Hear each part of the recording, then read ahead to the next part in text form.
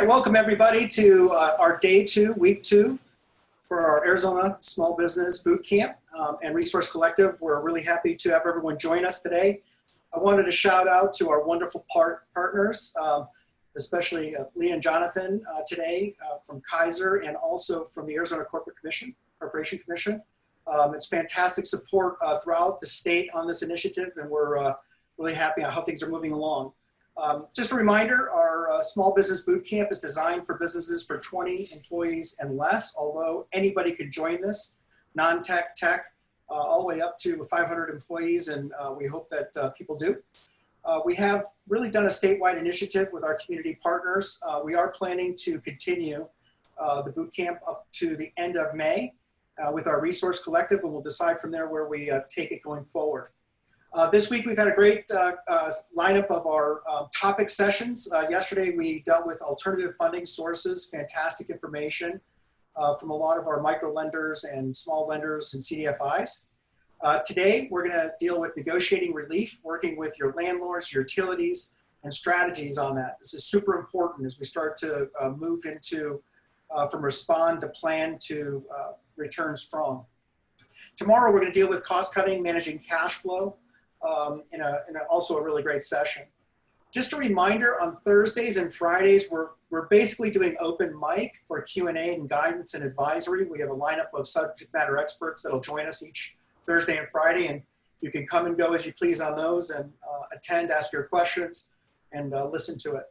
All of these sessions are recorded, and we'll be posting up the materials on our website, azcommerce.com/COVID relief. You'll see our small business section in there. I wanted to give a quick update. Robert Thiebel is with us, who is our lead for small business. I want to go through just a quick update on where we are with PPP, and we had some very big announcements in Arizona yesterday, so we want to make sure everyone's up to speed, and we'll make sure in this forum we keep everyone up to date on all of these activities. So, Robert? Yes, so we got some great news. Yesterday we mentioned that there was at least 135 billion remaining. I got an update from the SBA this morning that said as of last night, there was still at least 135 billion remaining in the PPP pool. So if you haven't applied yet, get in there and apply. There's still funds available. If you're still waiting in the process with your application, they're processing them. If you haven't heard anything from your bank in your application, you might look at another, applying with another lender. Customer service still is a big thing, and don't let poor customer service keep you from switching somewhere else. So we've received a lot of funding in Arizona. As you can see, we're a top 15 state in the number of businesses and funds approved. Some really key things that came out of yesterday's press conference with the governor is on May 8th, the salons and barbershops can reopen, and there's some guidance. I'm going to post in the chat here shortly some links to some one-page guidance docs that will help with the salons and barbershops, as well as for the restaurants that can open their dine-in on May 11th. Gyms and spas are to be determined, pools, that's all to be determined, but the governor's working to get guidance on those as well. Thank you, Robert. Really good. And just a note, we're going to be, as we move through our work with the boot camp, we're working on the response issues still. We're going to be moving into planning and then return stronger. And in that process, we're really going to be working on specific elements for each one of our industry stakeholders and as businesses as a whole. So we'll be providing a lot of customized information as that starts to come out from the state, and we'll be providing that forward. So also resources, just want to make sure we mention this. Again, SBDC's been fantastic in navigating. Their sites are absolutely wonderful. You can find links to those sites on azcommerce.com. In addition, going directly to the SBA and SBDC sites. Of course, our workforce initiative is very, very significant right now. We're going to be announcing a number of really fantastic programming elements that we're going to be coordinating with. And also from a manufacturing perspective, please do keep in mind Arizona MEP, very significant group of individuals that have done marvelous work in this crisis as well as previously, and we're continuing on with that. So again, please stay informed. There's a lot of good resources on the website, easycommerce.com/COVID. Without further ado, I want to introduce some great speakers today. Jonathan Kaiser, who's founder and CEO of Kaiser, a commercial real estate entity that has been taking Arizona and the United States by storm. So we're really happy to have Jonathan. And also Leah Marquez Peterson from the Arizona Corporation Commission joining us to give really unique insights on both small business and how the Corporation Commission's interface with utility services and other activities. So I'm really looking forward to this. We'll kick off with Jonathan. Please take it on. Thank you, Jonathan. Thank you. First of all, thanks for all that you're doing as a state and all the resources you're providing. I'm going to share my screen right now as I get set up. Can you see that now, Andy? Yes, we can. Thank you. Great. So here's what I would invite you to do. I've taken an hour and a half's worth of content and I've tried to cram it into 20 minutes. So I'm going to talk fast. And this is not like one of those other webinars that all of you have been inundated with, where you sit back and sort of be distracted. This is one where if you want good content, I'm hopefully going to be able to provide that for you right now. And then I think you're going to be very, very pleased with what Leah, after I do about 20 minutes, is going to say. So let's jump right in. The number one question that we're getting right now from tenants, and again, as a firm, all that we do is represent tenants. So my perspective is going to be coming from the tenant's perspective. I understand the landlord's perspective, which we'll talk about in a second, but I'm going to be giving advice to you as tenants. So should you just not pay your rent and not communicate? The short answer is no. That is not what you should be doing. That is not setting yourself up for success. We are still a nation of laws and we are still a nation of contract law. And so unless you want to put yourself in a less favorable negotiating position, don't do that. There's a lot of people out there that are giving this advice, and I fundamentally disagree and would strongly advise that you don't take that. So if you're not going to just not pay your rent and you're struggling and you need help, what should you do? So here's what you should do. Number one, be proactive. You need to be reaching out as soon as you know there's a need. And what most landlords will tell you is what they want to see is a very clear story, a very clear understanding that you have your act together. You want to show where you've been. Here's how my business was doing pre-COVID. Here's where you are today. Here's the impact that we're seeing now. And then here's what we expect in the future. So that means get your financials in order, get your financial projections in order. You need to treat your landlord as if they are an investor in your firm, because at some level they are, if they're providing space to help you conduct your business. So you need to be thoughtful and strategic about putting information together that's going to tell the story just like you would for any investor presentation. And you need to understand what all your options are. Don't just look to the landlord and say, I need help, I need help, I need help, without showing them that you understand your other options. Could you sublease? Talk about a buyout if the space doesn't work for you anymore. Maybe there's a way for you to right size your space. Obviously, rental relief is the topic that we're talking about right now, but you need to think about all the different elements. The other thing that landlords are going to want to make sure that they see is that you're exploring all other rental relief options or relief options, not just rental relief from them, right? They don't want to be the only one that you're going to for relief. So are you exploring all the governmental options? Are you talking to all of your vendors and looking to see if you can negotiate better terms or push things back? They want to be able to see that you're doing that. The biggest thing that landlords are going to want to understand is how are you going to be able to pay them back at the end of this, right? If they're going to give you some sort of deferment, and we'll talk about the top 5 things that we're seeing from a rental relief standpoint next, they want to know, are you going to be an ongoing concern after this is all over, and am I going to get my money back? So you need to make sure that you're thoughtful about how you present that in a way that's authentic. And then remember, have good advisors, right? Have a good tenant broker. It's important. And have a good real estate attorney. At the end of the day, communicate, communicate, communicate is what I want you to take away from this slide. So what are the most common? And we've ranked these in the order of what we're seeing. The first one is the most common one we're seeing today, which is short-term rental deferment, and it's a loan. So basically what that means is a lot of tenants asked for April, May, and June. Now tenants are asking for May, June, and July. So if you get short-term relief for whatever the time period is, 1, 2, 3, 4 months, then the landlords are saying, okay, we'll give you relief today because you put it together in a way that we can see how you're going to still be around on the underside of this and you've demonstrated real need. but we want you to pay that back. And we want you to pay that back sooner than the end of the term. So they'll say, hey, maybe over the next 9 months or 12 months or 18 months, we'll add additionally to your rent, whatever that was, that amortized amount of whatever you were, forgiven, and we'll put that back into your rent over the next 12 months. So that's the first one. The second one is actually deferring the rent that you would have paid today to the end of the lease. That's something that the landlords are there's some of them that are doing that, but it's less common because landlords want to get their money back as fast as possible. So as a tenant, you need to be thinking, am I going to be able to pay this rent once this starts coming due, and when?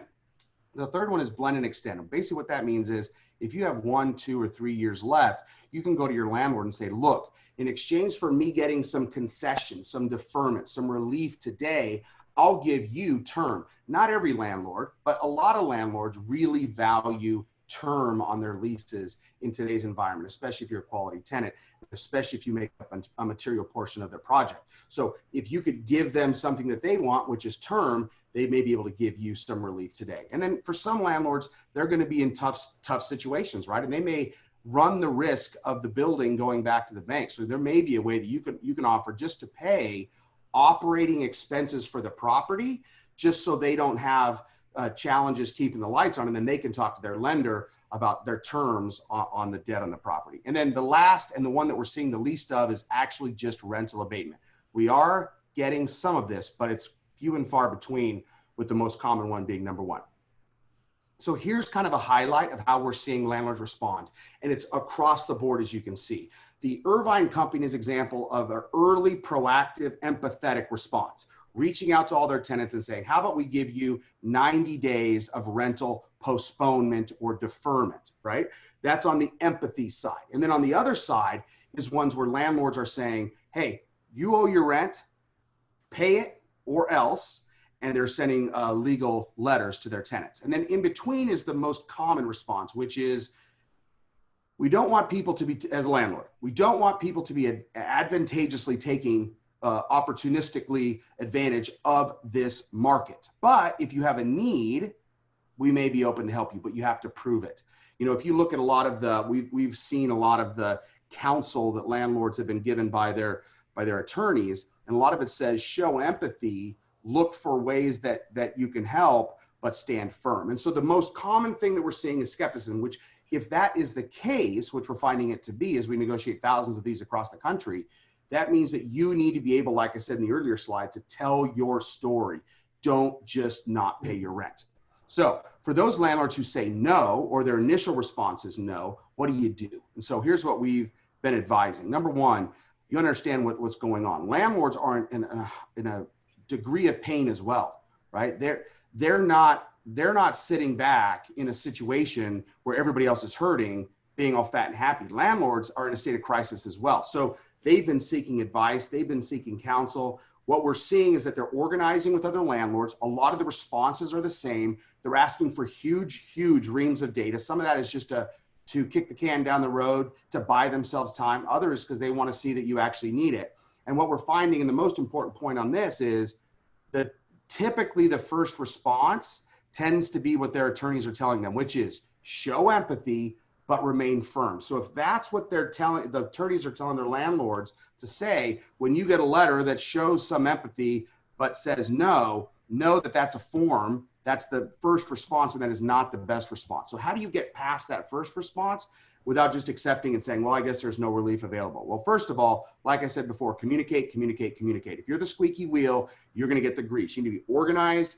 presented in a coherent fashion of why you need it, and you need to be empathetic. You need to understand what the landlord's going through. What are they wrestling with? What are their challenges? And if you can help them look for creative solutions with you and say, here's what I'm struggling with, here's my timeline, here's my pain, what's your challenges? Maybe you can work out something creatively. For example, everybody's looking for immediate rental relief. What if you say, hey, I actually have pretty good revenue for the next 3 months, but that's when I think we're going to need it. So maybe rather than me getting May, June, and July, maybe I get August, September, October deferred. And that gives them a window where you're not one of those, like every other tenant, looking for immediate relief. Now, again, that has to mean that you have to be able to make it until then, but with the PPP loans, et cetera, maybe you can. And then again, the key is be collaborative. Don't be aggressive. Don't be adversarial. You need to help them see the value in helping you. Help them help you. So what are the other most common questions that we're getting? Number one, is this an act of God situation that we find ourselves in? The short answer is maybe, but probably not. It depends on your lease, but most leases have been well negotiated by real estate attorneys that have been through something like this before, i.e. 9/11 or the last financial crisis. So the reality is most leases carve out payment, timely payment of rent as a recourse. That being said, if you're going forward, most real estate attorneys are scrambling right now and saying, any new leases we do, we're going to include this in it, which is a mandated period of rental relief. But today, most of them do not. That said, depends on your landlord, depends on geography, it depends on what the government's doing. I think ultimately the courts are going to decide. Just after 9/11, was it one event? Was it two events? Was it three events? So I think ultimately you're going to see this in the courts, and we're already seeing that. Number two, what if you're in the unfortunate situation? We've already signed a lease, construction's underway, and then COVID hits. Well, first of all, you need to be very, very careful and thoughtful about what your landlord's financial position is. If you need help, we can help you. But you need to understand, are they able to deliver, right? We're seeing some landlords that are using this time to say, hey, we're going to use force majeure or act of God for ourselves and say, you know what, we don't need to complete these tenant improvements because we didn't expect this. And now you're in a world of hurt because now your project that you anticipated getting done by July 1st, August 1st, September 1st is now being put on hold or at a minimum delayed. So you need to understand what your lease says, understand the construction timelines, understand the obligations, understand what default means. You know, leases go two ways. They're both rights and obligations, but they go both sides, right? And so you need to understand, what is your landlord obligated to deliver and perform on? And if they don't, what is your recourse? The other thing is, if you don't get a sense through your investigation that your landlord's going to be able to deliver, you need to be very thoughtful about dumping your money into that project if it's not going to potentially happen. And remember, expect delays. A lot of these departments, permitting departments, a lot of title companies, they're obviously working remotely. Some of them are actually working quite well. A lot of the cities in the state of Arizona are doing quite well, but if you're looking out of the state, a lot of them are overwhelmed, delayed, or just working on, you know, skeleton staff. So that could cause delays. That, along with many other things in today's environment, just the inability for many people to do things the normal way is causing delays. So if you're coming from one lease into another lease, you need to be thoughtful about what does your holdover clause in your existing lease say, so that you know what you have to pay if indeed you have to hold over. And if you do have some sort of premium, a lot of these leases are very poorly negotiated. You have 200, 300, sometimes even 400% premium that you have to pay to hold over in your existing lease. You need to reach out to the landlord and say, hey, can I get a few more months at the same payment that I'm paying today? Number three, what to consider regarding the leases you're in the middle of negotiating. Well, first of all, be grateful that you weren't in category question 2, right? Because now the world has changed, and the terms that you were negotiating no longer apply. It's a completely different world. So as a result, you need to reassess your space needs. We're doing a lot of studies with companies right now, helping them figure out, what is your operation going to look like on the other side? Whether you're a manufacturer, whether you're an office user, whether you're a retail user, whether you're a healthcare space user, you need to rethink and use this opportunity to say, maybe I should slow down and think about what I should be thinking about in this new world that we find ourselves in. Flexibility is going to be key in this time. Don't be signing long-term leases. Nobody knows what's going to happen, but we do know that the market is just starting to do this. Now, we're all hopeful that all the good interventions of the acts will turn this curve quickly and we'll get back to success. But the reality is there's probably a lot of pain still to come. So real estate pricing tends to lag the rest of the market. So now is not the ideal time to be striking a new deal. Don't rush. Time is your ally. And then if you are needing to do something because of a business need, figure out how to make sure that the tenant improvement dollars that your landlord is committing to this project are securitized in some fashion, so that you as a tenant are not stuck without being able to get delivered a space that you need. So number 4, should you renegotiate your portfolio leases right now? I would say that each time it's different, but at the end of the day, your business needs are going to be the most important thing. If you do feel like you need a significantly different space than you're in, like let's say you're in 20,000 square feet, now you need 5, then of course now's the right time. But otherwise, wait, be mindful, be strategic. And if you are in a good position, that bottom bar, this is going to be a once in a lifetime opportunity to acquire either really good real estate from an acquisition standpoint or from a lease standpoint. So read the market timing, be thoughtful, and don't miss opportunities to reset your real estate cost. And then last question we're getting, it's very, very common, is what happens if the building goes back to the lender? That's happening more and more in today's environment, and we saw in the last 2 recessions as well. So if the building goes back to the lender, you have a little clause in your lease called an SNDA clause. Most people don't even know what that is. Basically what it says is, if the building goes back to the lender, you as a tenant will know if your tenancy in that building is protected. So you need to find your lease, find that clause, read it. If you need help, we're happy to review it for you for free. But if it does go back to the lender, it's going to be a pain. There's going to be a lot of delays. There's going to be indecision. So you need to be prepared for that and know that if it does occur, one, make sure your tenancy is not in jeopardy. We've had tenants that got letters that said you need to be out in 30 days. Typically, they're not going to be booting tenants out of buildings in today's market because there's not a lot of replacement tenants out there, but they could use it as an opportunity to create leverage and get more concessions out of you as a tenant. So be thoughtful about it and have contingency plans. So here's the top 9 things. I won't go through them. Take a snapshot of this slide. Here's the top 9 things you want to be looking at in your lease agreement that are critical in this time, and they really, really matter. I'll pick one just to give you an example. Restoration. A lot of tenants don't even realize that they have a restoration clause. That's number 7. Restoration clause means if you move out of a space, you have to restore it back to a previous position that before you occupied it. That could be millions and millions of dollars of liability that you don't even know is there. So you need to understand this. And again, have a good real estate broker, have a good attorney help you with this. So what are we going to be able to expect in the future? Well, first of all, people are going crazy working from home, but they also understand the efficiencies created by it. Some companies find themselves to be more productive. Some companies find themselves to be less productive. But I think in general, people are realizing the overall benefit of working together as a community and what the benefits of being together. So we're going to see higher demands for cleanliness. People are going to be thinking about how dense can we get, right? Maybe you're going to see reduced density with increased cleaning. Building HVAC systems are going to be improved, more fresh air, ionic scanning to make sure that you're killing bacteria and viruses. Are we going to see temperature scanning into buildings? We're already seeing it with some of our clients. We're also seeing form requirements saying that sign this, before you come in the office, get scanned and sign a form that says you're not sick. So I think we're going to in general see increased remote work, but also an increased need and understanding of how good it is to be together and what sort of those non-tangible benefits that occur. And remember, at the end of the day, we're all in this together. So if you're adversarial right now, you're out of touch. Everybody's in pain. Everybody's hurting. Your landlord is not your enemy. They're your partner. And if you take the approach of, I want to communicate, I want to have my stuff together, I want to clearly indicate, I'm going to have a clear ask, I'm going to put it all in writing, you're going to be able to work through this and get us together. Because at the end of the day, we're going to get through this. The world's not going to end. It felt like it was in the last 2 downturns. It feels like that to some people today. But message of hope, we're going to get through this, but we need to work together to make it happen. Awesome. Jonathan, that was great. Thank you so much. So we're going to take a few questions for Jonathan before we go to Leah. I also think we have someone raising their hands. Pat, if you would like to unmute, you can, and ask a question.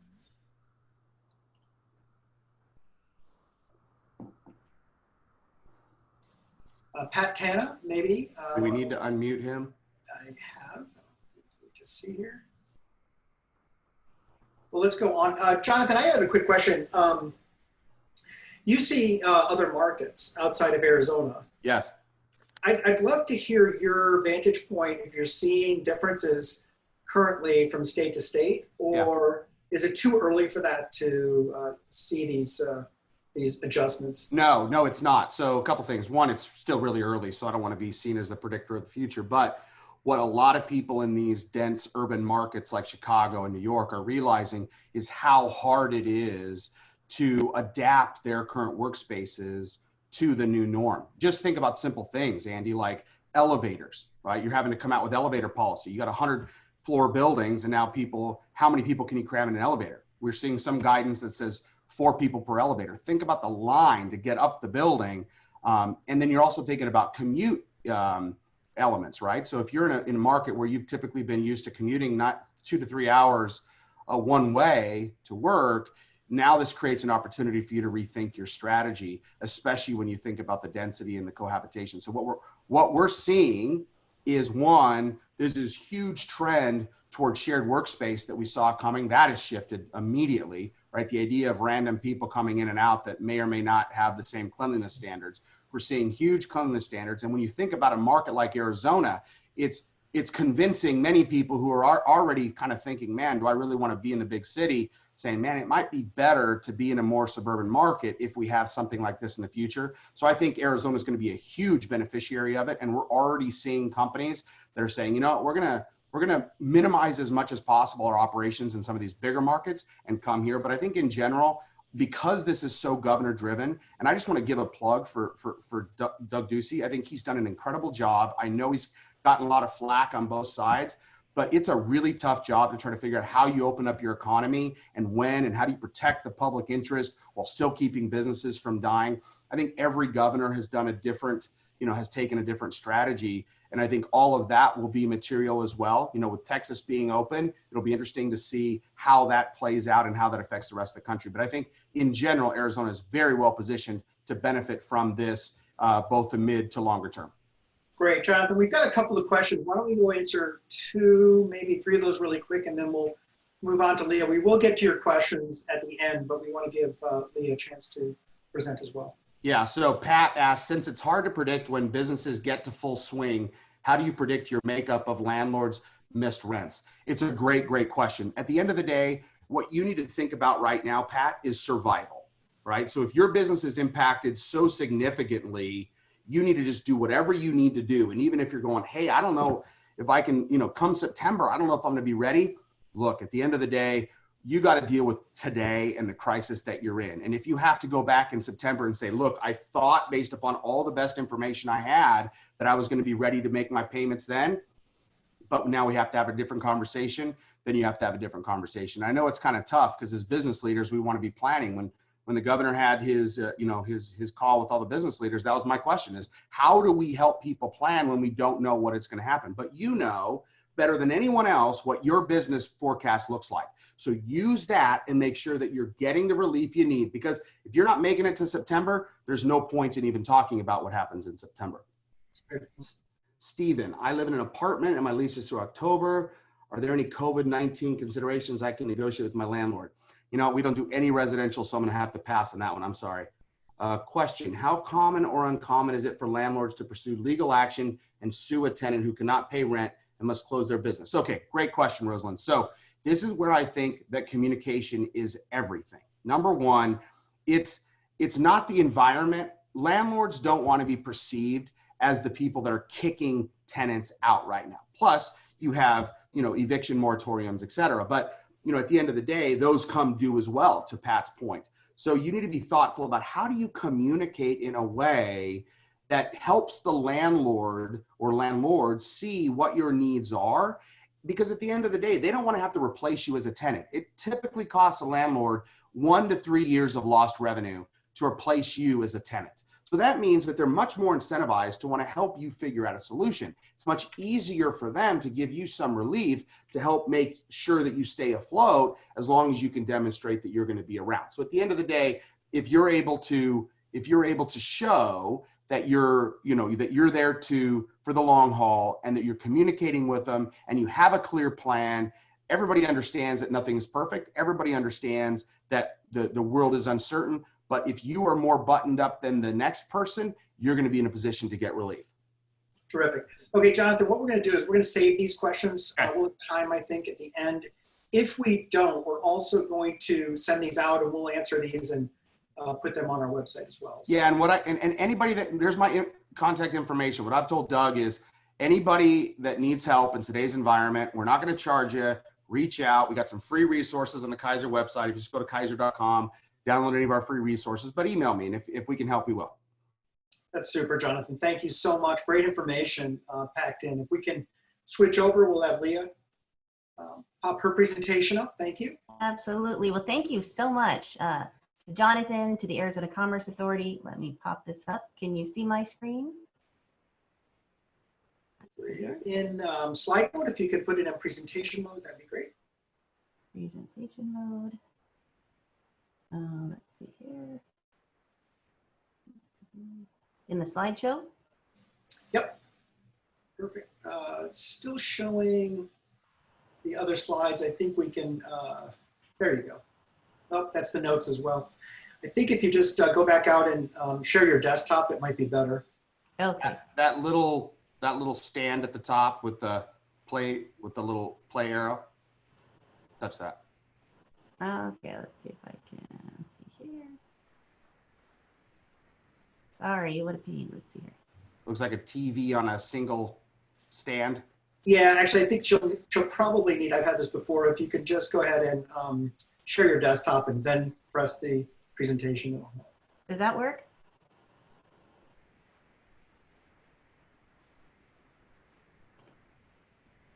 No, we're showing the same thing. Oh, there we go. Okay.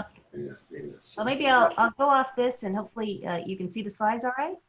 Yeah, just actually, if you could go out and reshare your desktop, it'd be better, I think. Thank you. Okay. I've had that same issue. It is a Zoom bug. Oh, really? Okay. Let's see here. Thank you. Share the desktop. And then just go ahead and present mode, and you're probably going to be in great shape. See if that works there. Maybe. All right, well, we'll live with this and we'll go with that. Okay. So sorry for the delay, everybody. My name is Leah Micus Peterson. I serve on the Arizona Corporation Commission and really do appreciate the Arizona Commerce Authority putting together this small business boot camp. I'm the former president of the Tucson Hispanic Chamber, so worked with thousands of businesses in Southern Arizona and certainly hearing from a lot of them now how tough things are. So I think Jonathan's presentation was very helpful, and I hope to add to that and add to any resources you might need related to your utilities. So I'll move on down here. I put a couple slides in here, and I know they'll have the deck up on the website a little later, but we know that with first-time unemployment filers going up dramatically, that's the graph here on the left, your revenues have certainly been impacted and certainly foot traffic with all of us staying home. But I think how that relates to energy utilization is pretty interesting. The chart on the right is recent electricity usage in the United States. And if you can't read it, I know it's small font, but from February 2nd to April 5th, you can see a dramatic drop in electricity usage throughout the country. And a lot of that's due to working from home, remote working, remote learning that families are doing, and decrease in commercial activity, and ultimately that's impacting demand. So our utility companies are working quite diligently with us at the commission to react to this and to be able to provide for families and for businesses. And that kind of leads me to, what is the Arizona Corporation Commission? So we regulate. Hey, we can't see the slides. If you can press on 3, please. Thank you. Press on. Slide 3 on your slide deck. There you go. That's better. Thank you. I'll just leave it here. Okay. So as you can see, we regulate electricity, water, gas, wastewater. We also handle business and corporation. So we can see on a daily basis the dramatic reduction in businesses getting incorporated. But we also are hearing from so many of the businesses and consumers that utilize all of our different electricity companies. You can see just a few of the logos here. So much like Jonathan's presentation on communication, his very first slide, that's pretty much my first slide. The best thing a small business can do right now is to reach out to their utility. Early on during the COVID, I guess it was around March 16th or so, we met with all of our utility companies. Several hundred of them came together in a virtual meeting, and we talked about our response to COVID-19. And ultimately, they've all committed not to disconnect folks, families, and businesses. They aren't charging late fees, but there's a concern that we're going to allow past due balances to get too large, and this can be overwhelming for you to come back from after this crisis. There are programs that are available, and there's in some cases additional funding, and I wanted to make sure you're aware of it. So first off, from a utility bill assistance program, and hopefully you can all still see my slides, there is something called budget billing. Now, I'm seeing a lot of conversation on social media and other places and emails I'm receiving related to peak demand and time of use, and we'll talk about that in a second. But budget billing allows you to have kind of your utility costs spread over those 12 months in a flat rate. So it is something that utilities offer, and you should take a look at if you think that suits you. There are also a lot of payment plans. Again, with communication to your utility companies, you can work out payment plans and deal with that over a period of time, or do monthly installment payments so that you're prepared. And then these aren't applicable to small businesses at this time, but I wanted to make sure that you knew that there were hardship funds available for your employees. Many of the utilities have donated millions of dollars into a fund, And the best way for you to take a look at what's available for your employees, for yourself, for your own families, is by going to wildfireaz.org. That's our statewide organization that handles utility assistance. And they have all 15 counties on their website. And you can see the different community action centers in each of the counties. In particular, though, APS do have a small business assistance program, and you can receive up to $100 bill credit for micro businesses. 2 requirements in that program. Obviously, you need to call them and communicate with them, and it's for businesses that are 2 months delinquent. So be sure to reach out to APS if you are a customer in their territory. Each of our utility companies also has a rate comparison tool to determine your business's most economic plan. And it looks like this on your screen, but on the right side here, you can see that they have a lot of the flat energy rates that we spoke about a little earlier, but time of use and demand rates. Time of use means that there's certain times a day that you're on peak, which are more expensive, or off peak. I myself live in Tucson. I use Tucson Electric Power. And I know right now, and I have notes on our appliances for my children, not to run loads of laundry and things like that from 3 to 7 p.m. because that's on peak hours. That same idea can apply to your business depending what your business is and if that's suitable. There are also plans with demand charges. So again, high energy curve costs more, flat energy less, and that's also something that you can talk to the utility company and use their online rate comparison tool to see what makes the most sense for you. Additionally, right now, conserving energy is key. I know it's a mix of different businesses, whether you've been operating in your retail facility, manufacturing facility, or being able to work from home, but there are a number of things that you can do to reduce your future overhead. One is obviously turning off and unplugging all non-essential lights, especially in your closed office spaces, unplugging those electronics and things that are in unoccupied areas. Smart devices, if you haven't yet checked out Nest and some of the other smart devices, this is a time to take a look at that because you can adjust thermostats and you can actually program them on your smartphone, which is very helpful. If you're in a business that's washing a lot of items, hotels, dishwashers, restaurants, in the future as we open up, running only full loads really helps conserve energy. For restaurants utilizing takeout and delivery, controlling the in and out of your business, people coming in and utilizing a lot of that air conditioning right now, especially as the temperatures heat up. And then of course, a great idea is upgrading old HVAC systems and using energy efficiency appliances. I also wanted to talk about a little bit more about time of energy use. There are a number of things related to the time of use rates you can take advantage of to save money in your business.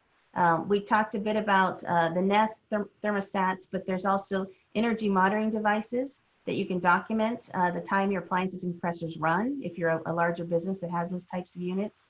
You can be charging forklifts and other electronics during off-peak hours to save money. Staggering the use of your commercial appliances, your machinery throughout the day.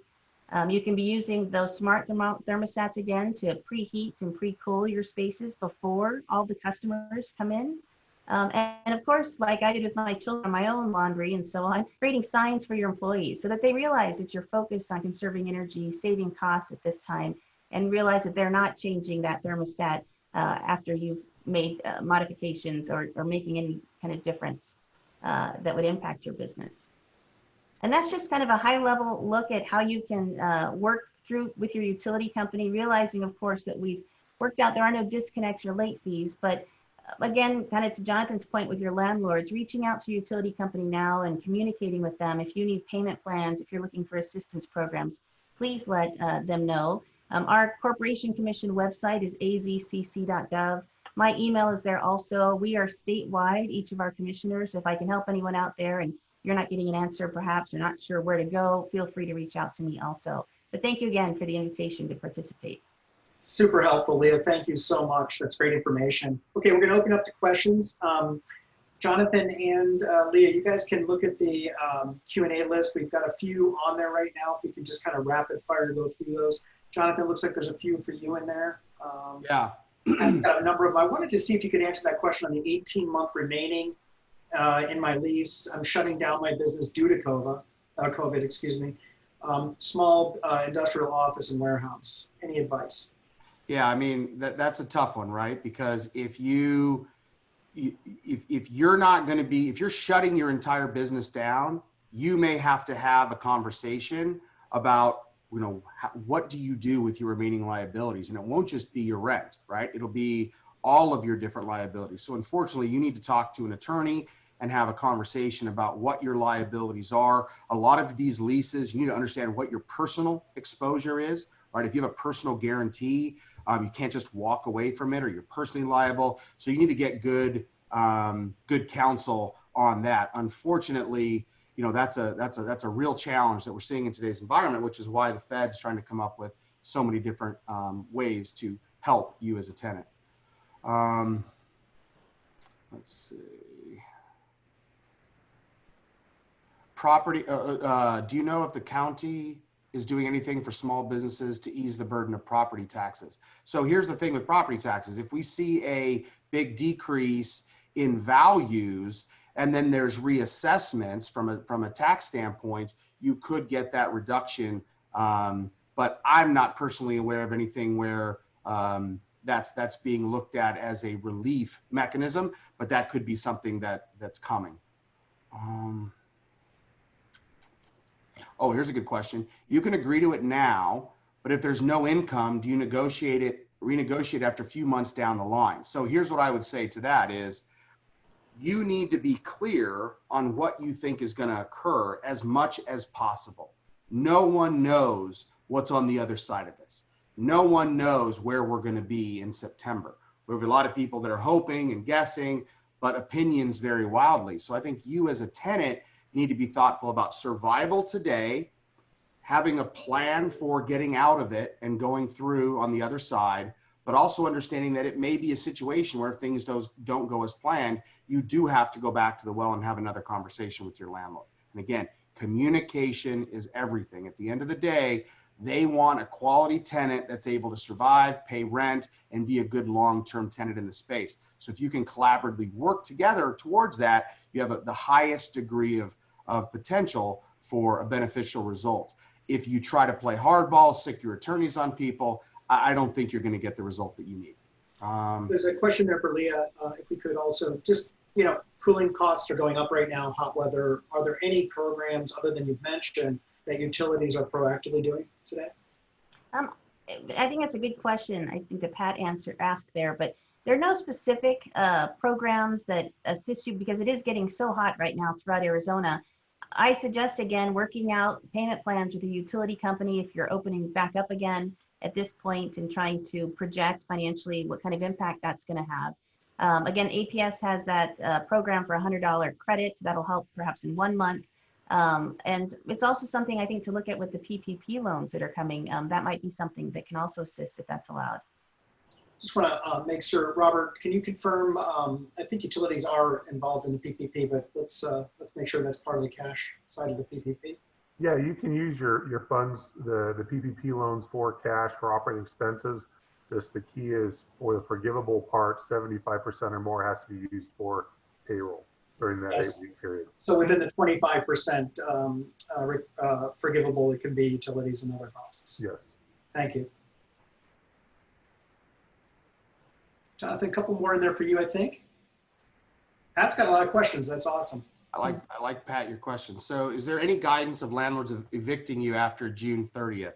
So no, that was kind of my point with all this is it's just because there's a moratorium in place does not mean that you now don't have to pay rent, right? That's just basically giving you a window to figure it out. So you need to be very thoughtful about those rents will come due, and that situation will come to a head. So you're going to have to be thinking about what you do as a company when that occurs. So you need to be not waiting. You need to be taking proactive action today, whatever that looks like, to prepare yourself for that time period.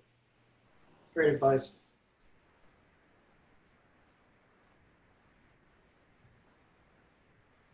These look like questions for you guys, Andy.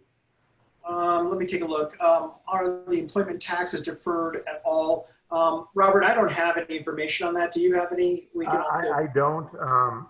Sure if they have done that. I haven't heard anything saying that, but we'd have to get a tax expert on the line for that.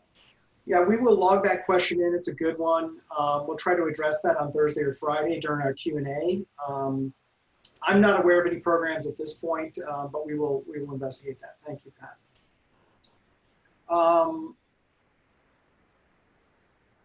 Treating beneficiaries that cannot get the COVID help. I'm not sure I understand that question.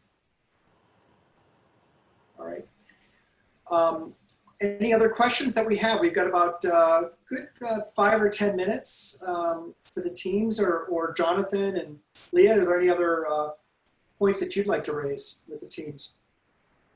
I wanted to just promote the ArizonaTogether.org website. I don't know if that was mentioned yet today, but I think the governor of the Arizona Commerce Authority launched this, and I send a lot of folks there because you can get information on all types of, food programs as well as utility assistance. Yeah, it's amazing. ArizonaTogether.org. It's absolutely amazing what the team has done with the websites. They are updated literally multiple times per day, real time, in almost every area of the website. So azcommerce.com/COVID, you'll go to Arizona Together. There's a whole bunch of different resources there as well, including all of the information on these boot camps, the content and the recordings. So we're excited about that. Thank you for that. The only other thing, Andy, I would add, and maybe we do a follow-up webinar on this next topic, is we're coming up right now with what does the workspace of the future look like? So right now, the immediacy has been rental relief, navigating commercial real estate in these crazy times.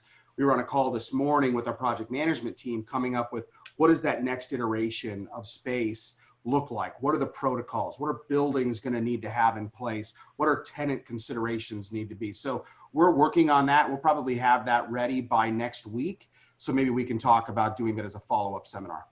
That would be awesome, Jonathan. I'm writing it down. I think the workspace side is great from a general business perspective because we don't want to miss that point. We're going to deal with retail. We're going to deal with some restaurant specific items and other categories, but just the general work environment in a small office is super critical as we start to look at the safety and considerations that we're going to have to make. We've mentioned a few of them today, but I think getting into an in-depth dialogue on that, restart and respond stronger phase is going to be super important for us. I agree. There's just an anonymous question that came in that I want to address that I think is a really good one.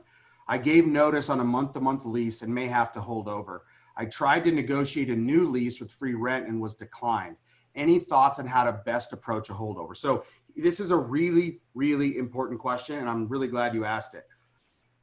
The most important thing to remember is that your lease gives you rights and also gives you obligations. So today, whatever you have in that holdover clause articulates if the landlord's not willing to work with you, that's your requirement. If you're planning on staying over and it says you have to pay 200% of your current rent to do so, that's your legal obligation to do so. Now, again, that's the legal obligation. So how do you approach it? One, the landlord, for whatever reason, may not want to extend you if they don't either believe that you're an ongoing concern, if they would like to replace you with a different tenant, if you don't have rights to renew, etc. So number one, you need to be very careful about what your alternatives are. If your landlord is demonstrating to you that they don't want to work with you, then you need to know what your alternatives are so you're not out on the street. Second is, what I found is that having really clear communication on behalf of our clients with landlords, helping them see why it's in their best interest to help you. So if you're that tenant that asked that question, you need to think, what can I show the landlord on why they would benefit from helping me today? In other words, what's in it for them to give you some sort of assistance? There's a lot of creative ways to do that. If you need help, call us. But at the end of the day, landlords are business people and they have mortgages that are due and they have lenders and they have blank, blank, blank, blank, blank, right? So you have to be thoughtful about what you can do to position yourself in the best possible way, authentically, right? Transparently, to show them that here's how you've been impacted, here's what the future looks like, and here's why it's in their best interest to help you today. Great response. Okay, we have a question. David Graff, I'm going to unmute you. You can go ahead.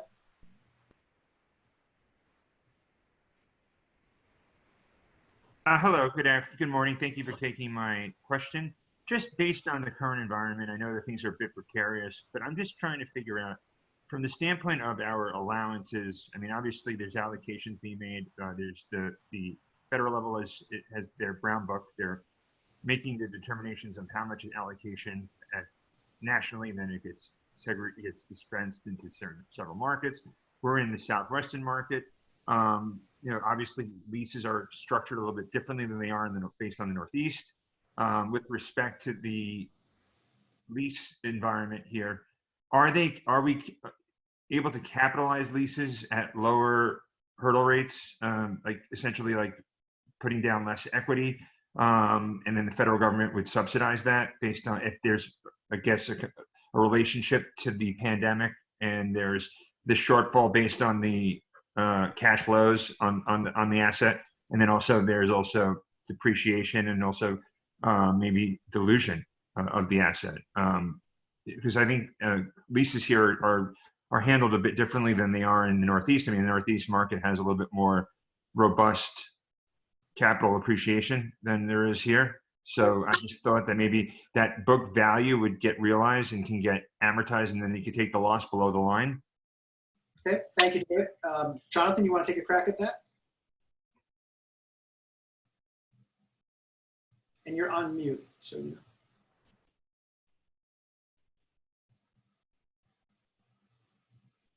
Sorry, I'm muted so you wouldn't hear me. Yep. That's a great question. That requires a longer answer. Why don't you call me offline and I'll share some of the thoughts that I have around that. Thank you, Jonathan. Laura Wood, Dance Studio. I think, Jonathan, that might be yours. Okay.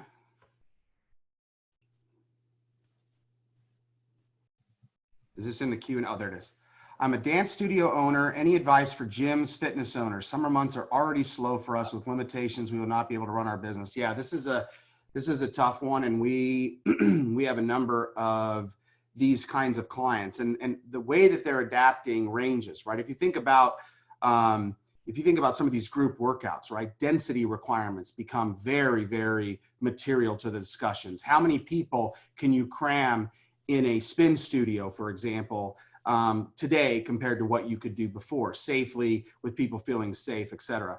So I think what you're going to see is reduced density. I think you're going to see more and more one-on-one training happening. I think you're going to see space needs change, where instead of one big open area, you're going to have rooms that allow for more private training. I think you're going to see more going online. And I think the brands that adapt quickest are going to be the most successful. I think that you're going to see a lot of these users going back to their landlords saying, hey, look, at the end of the day, we're not able to sustain the rent that we did before because we built our pro forma based upon, let's say, 40 people in a studio. Now we can only get 20 people in a studio at a time. So it materially changes our revenue model. So I do think there's going to need to be a rethinking, and hopefully we get to the point where we can all get back to normal, whatever that new normal looks like, which again, we'll be talking about in our next webinar. But I think that until there's a cure, until there's, an effective treatment that makes everyone feel safe, I think for the foreseeable future, people are going to be very reluctant to be densely packed with other people. And I think, unfortunately, gyms are right in the path of that. Yeah, I think that's an accurate statement. We really don't have any further guidance yet. I do know that Governor Ducey has dedicated a lot of time and effort with the industry to look at that. We should be having some more guidance through the next few days or week on that. So that's going to be helpful. We'll stay tuned for that. Well, I want to again thank Jonathan and Leah so much, and Robert, for all the fantastic information. We'll continue to provide that information to everybody on a real-time basis. We're staying very nimble in terms of the topics that we're going to communicate. As you can see, things change quick. We know that. As those change, we're going to add the most pertinent topics for next week. With that being said, please use your chat window. Give us some ideas on topics that you're really needing to hear from. I love the concept that Jonathan has raised with regards to the workspace environment. We're going to be doing a lot of that over the next several weeks. We also want to know from just a pure business perspective what you're looking at too. There are some unique situations that have arisen because of the COVID virus. We want to address those during these. A reminder for everybody, Thursday and Friday are open office hours. And we have great topics coming up for next week. We will announce those topics to everyone on Wednesday throughout our networks. We'll be posting those on our social networks as well as all of our email lists. So please stay tuned for that. Next week, for sure, we have a restaurant focused presentation that's going to be on the 13th. Jonathan, you and I could speak about potentially putting in next week the workspace environment. I think it's a good time for that. I agree. We're starting to get through this respond phase and now looking at what they need to do to plan and do the right things from a small business perspective in the office. So we can chat about that as well. So thank you again, Leah, Jonathan, Robert, and for the rest of you, thank you so much. Please go to our website, azcommerce.com/COVID. You'll see all of this materials up there. And as Leah had mentioned, please do visit ArizonaTogether.org. It's a phenomenal informational site. We've got a lot of information flowing.